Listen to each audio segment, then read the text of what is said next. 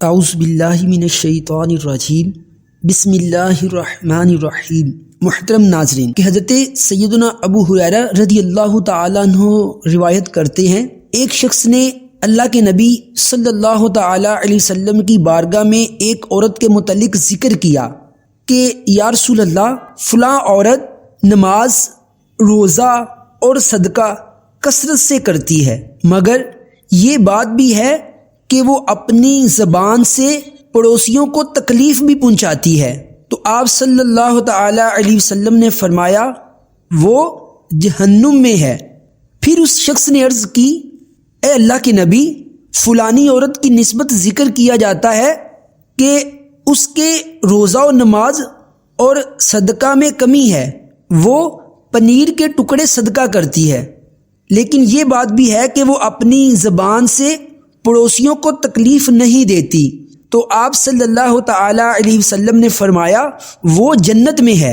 اس حدیث پاک سے عورتوں کے ساتھ ساتھ مرد بھی سبق حاصل کریں کہ بد اخلاقی کتنا برا عمل ہے، لیکن کچھ مردوں عورت میں یہ عادت ہوتی ہے کہ ان میں چڑچڑاپن، غصہ بہت زیادہ ہوتا ہے اور چھوٹی چھوٹی بات پر اپنے سے ماتحت ملازم یا چھوٹے بہن بھائیوں کو ڈانٹتے اور بے عزت کرتے رہتے ہیں۔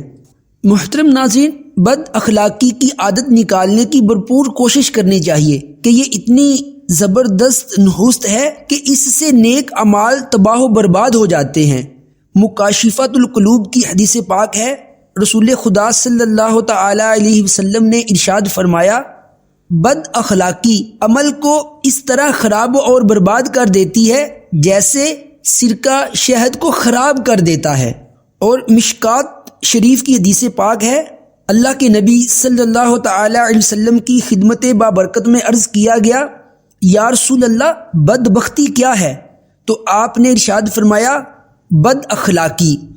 اس سے علماء کرام فرماتے ہیں کہ بد اخلاق بدبخت ہوتا ہے۔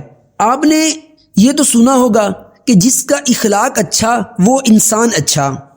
مکاشفۃ القلوب میں ہے، رسول خدا صلی اللہ تعالی علیہ وسلم نے فرمایا، اللہ تبارک و تعالی نے جس بندے کی پیدائش اور اخلاق کو بہترین بنایا ہے اسے وہ جہنم میں نہیں ڈالے گا۔ علماء کرام اس حدیث پاک کے تحت فرماتے ہیں کہ با اخلاق یعنی جس کا اخلاق اچھا ہوگا وہ جہنم میں نہیں جائے گا۔ تو بد اخلاقی کو چھوڑیے اور اچھے اخلاق اپنائیے۔ اگر آپ کو یہ ویڈیو پسند آئی ہے تو ویڈیو کو لائک کریں، اگر آپ چینل پر نئے ہیں تو چینل کو سبسکرائب لازمی کر دیں، کیونکہ میں چاند سا پاکستان چینل پر اسی طرح کی اصلاحی، علمی، اخلاقی اور اسلامی ویڈیو بناتا ہوں۔ نیکسٹ ویڈیو تک اجازت دیجیے، اپنا ڈھیر سارا خیال رکھیے۔ اللہ حافظ، السلام علیکم ورحمۃ اللہ وبرکاتہ۔